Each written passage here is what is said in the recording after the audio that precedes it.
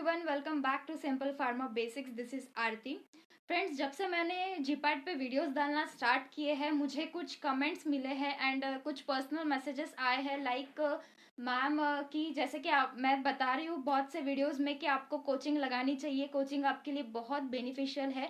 लेकिन कुछ कमेंट्स और कुछ मैसेजेस मुझे मिले कि मैम हमारे एरिया में कोचिंग अवेलेबल नहीं है, या फिर अगर अवेलेबल है तो हम उसे अफोर्ड नहीं कर सकते, तो क्या हम विदाउट कोचिंग प्रिपेयर नहीं कर सकते जीपैट के लिए। तो इन्हीं सारे क्वेश्चंस के लिए आज का जो मेरा वीडियो है वो एक आंसर हो सकता है।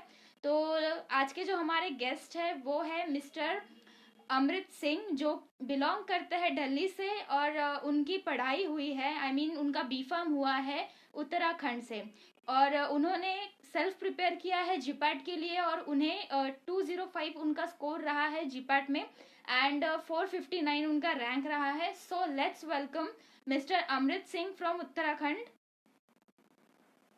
First of all, thank you so much, Aarti, for giving me this opportunity so that I can interact with students.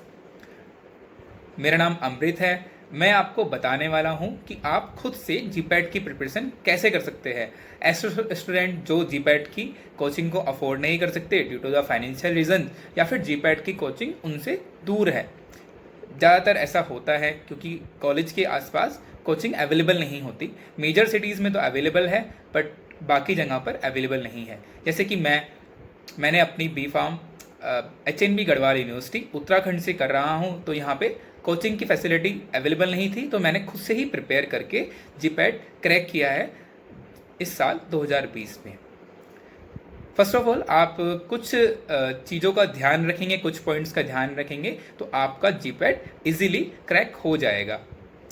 आप चाहे आप एवरेज स्टूडेंट्स होकर भी आप ये कर सकते हैं। पहला पॉइंट आप जो ध्यान रखेंगे वो ये है कि आप कॉलेज डिसिप्लिनली अटेंड करें। सारे लेक्चर्स, चाहे वो थ्योरी हो या प्रैक्टिकल हो, सबको अटेंड करें। इवन आपको टीचर्स का थोड़ा बहुत समझ आए या ज़्यादा समझ आए, बट आप क्लास ज़रूर जाएं। आप क्लास सारी अटेंड करें। उनको जो भी वहाँ पे आपको बताते हैं उसको नोटबुक में नोट करने की कोशिश ज़रूर करें। इसका बेनिफिट ये होगा कि आपके पास कंटेंट बढ़ जाएगा, आपके पास कंटेंट ज़्यादा होगा।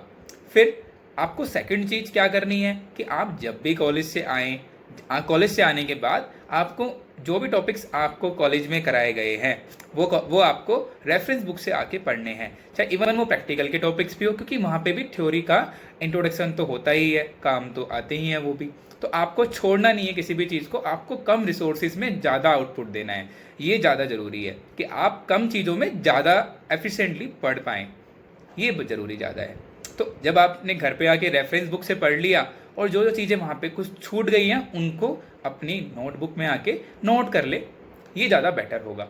तीसरी चीज़ आपको जो ध्यान रखनी है वो ये है कि आप अपने फ्रेंड सर्कल में, आपका जो स्टडी पार्टनर्स हैं उनके साथ में जो भी आपको डेली पढ़ाया जाता है उसको डिस्कस करें। इससे क्या होगा कि आपको कंसेप्ट ज़्यादा क्लियर होंगे। जब कंसेप्ट ज़्यादा क्लियर होंगे तो आपसे जो कंसेप्चुअल क्वेश्चन है वो इजीली क्रैक हो पाएंगे।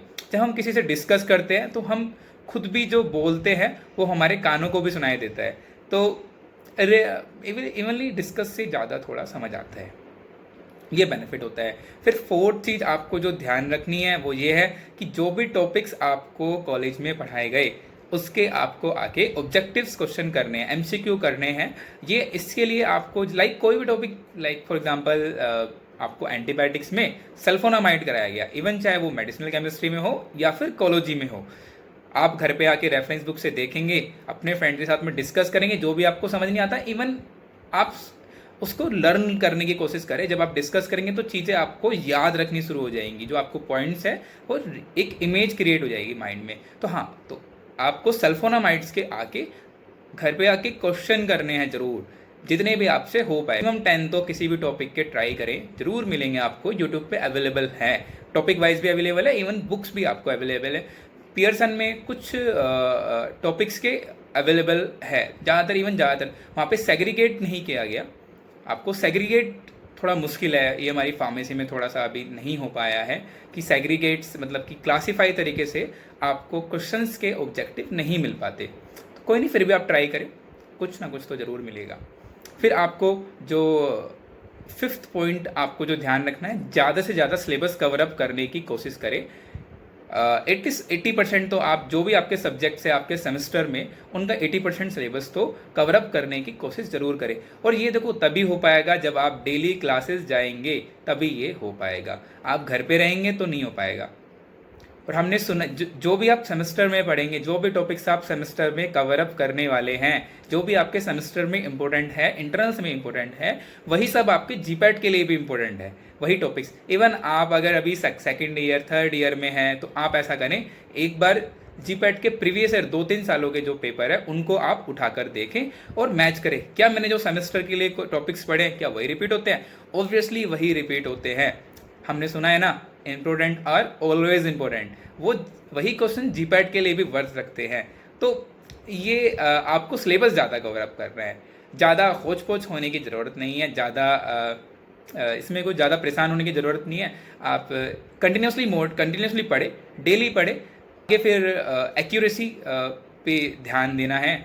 और एक्यूरेसी और आपको जीपैट से 1 महीने पहले कैसे प्रिपरेशन करनी है, इसके बारे में नेक्स्ट वीडियो में आपको बताएंगे। Thank you so much for listening me.